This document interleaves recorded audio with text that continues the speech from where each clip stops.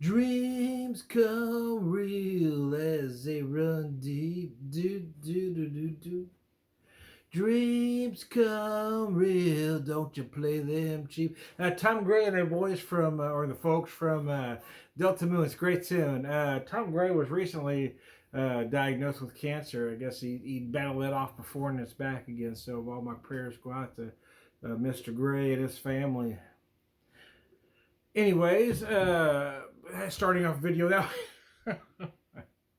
got a couple stouts going on. I'm gonna put that can down. That's a Revelation Stout from Public House Brewing, but I also have the Session Stout from Schlafly, which is where we're going to start today. 4.5%, 30 IBU. Some might argue where 4.5 is actually session or not. I guess it depends on where your tradition lies, but for me, it's definitely a session beer. Our other stout is we're going to just climb the food chain just a little bit, 5.4%, a dry stout from Public House.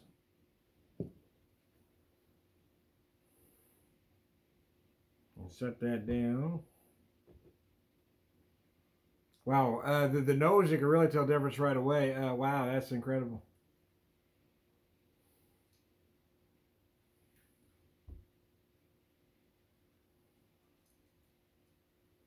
So session stout, 4.5%. Is 4.5% a session beer? Well, again, it depends on where your traditions lie, right? I mean, if you're going to go by British tradition, session beer is 4%. But my argument as an American is, why do I have to gauge what a session beer is for me from British tradition? That's been my argument. I don't think I have to. And then, you know, the folks that I have, the friends that I have from across the pond, most of them will say it's 4.5 to 5%. I've seen some of them even say 5.5 to 6%.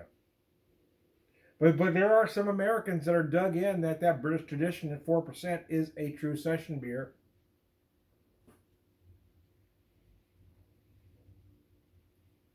So again, I say it just depends on where your particular traditions lie and what you think of the word session is, because I know most Americans will look at the word session differently. Again, if your traditions are with the British tradition, yeah, then it's 4%, and that's it. That's where the line is drawn. But as Americans, we look at the word session a little bit differently because we never had that 4% beer, you know, session, you know, 4 hours here, 4 hours there tradition. So when we say session, we look at it a little bit different. I'm going to speak for myself, but I know a lot of other folks think the same way. Is that when a lot of Americans look at the word session, we're looking at a beer that we can drink, you know, for 3 to 4 hours and not, you know, end up face down in the mud.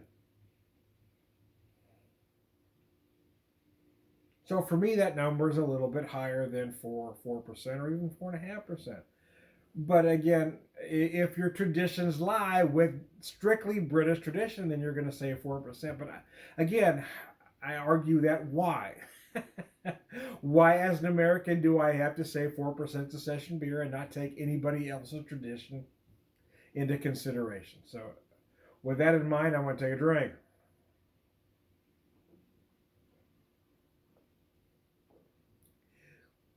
So if I'm going to give a nod that 4.5% is a session beer, meaning that I could probably drink 4, 5 to 6 of these over the course of about a 4 hour period and not end up face down in the bonfire, yeah, for me, that's a session beer.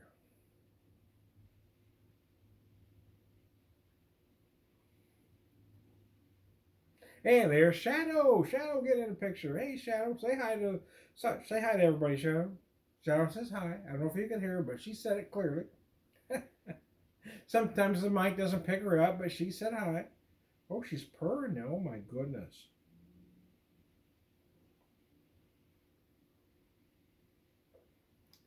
Shadow is an interesting cat. We've had Shadow for just pushing 13 years now. Picked her up as a kitten. She was abandoned by some neighbors, and we kind of took her in. For about the first 11 years of her life, she was very aloof, didn't like anybody except for me, and made everybody else aware of the fact she didn't like them. But last year she lost her buddy Large. We lost Large a little quicker than we thought. All of a sudden, Large just got sick, and we're not sure what happened to her. But anyway, we lost Large last year, her buddy. They used to snuggle together. And Large was my snuggler. Large was the cat that was always on my lap, that was always close to me. And since Large passed away, this one has kind of taken up that mantle. I mean, she wants to know, she follows me around like a puppy. If I'm in the house, she's got to know where I'm at. And for a cat that hadn't wanted to be on anybody's lap ever, all of a sudden, that's the only place she wants to be now is my lap. And for a cat that never liked kids before, all of a sudden she loves kids. She loves the grandkids. Very nice. And I was always concerned before that she might snap at him, but now I have no concern about her whatsoever. Anyway, back to the beer, right? See, this is why I don't refer to myself as a beer reviewer. I feel like we're having a pub conversation. So you feel some chocolate notes. I'm gonna say like a 60% dark, because it's not 70% dark. How can I be so precise, you might add? Because I know my freaking dark chocolate, okay? I'm a dark chocolate junkie, some bitches. Yeah, no, I really, I can tell the difference between 60, 70, 80% dark. And this is more 60.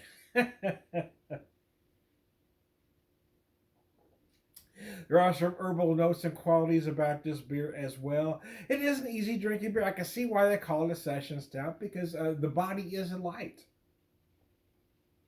Even though it has the flavor of a nice stout, the body is light, it's easy to drink, it goes down easier than Tijuana Hooker. It's just nice.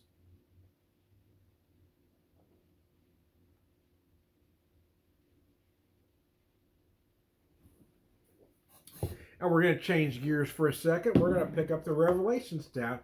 Now, I've had this beer before, but it's been quite a while, in all honesty. Um, but again, I mean, even though it's a little higher in ABV, it's only 5.4, so it's not a, it's not a big beer by any stretch of the imagination.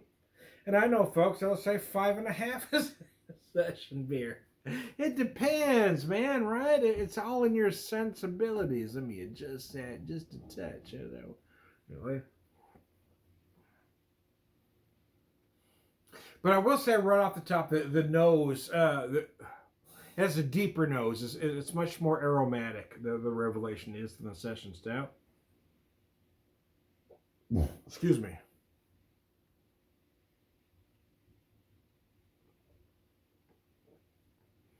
Oh, damn. The flavors are deeper too.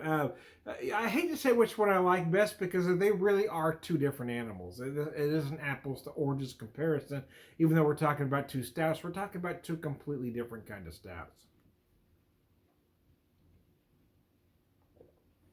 But as far as the Americans, even though they call it a dry stout, it really is more of an American style dry stout. It's absolutely brilliant. Big, again, here I'm going to say 70% dark chocolate, because the dark chocolate notes are a little bit deeper. You feel that slight dark chocolate bitterness right at the end.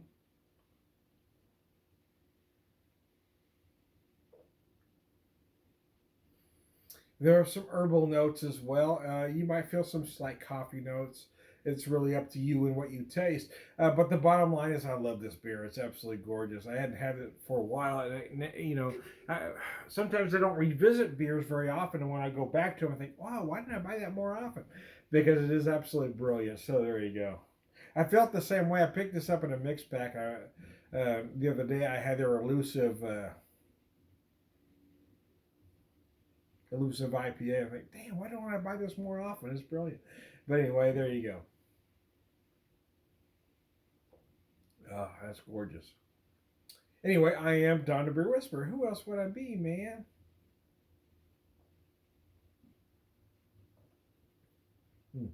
Beer evangelist, prolific beer drinker, purveyor was the man.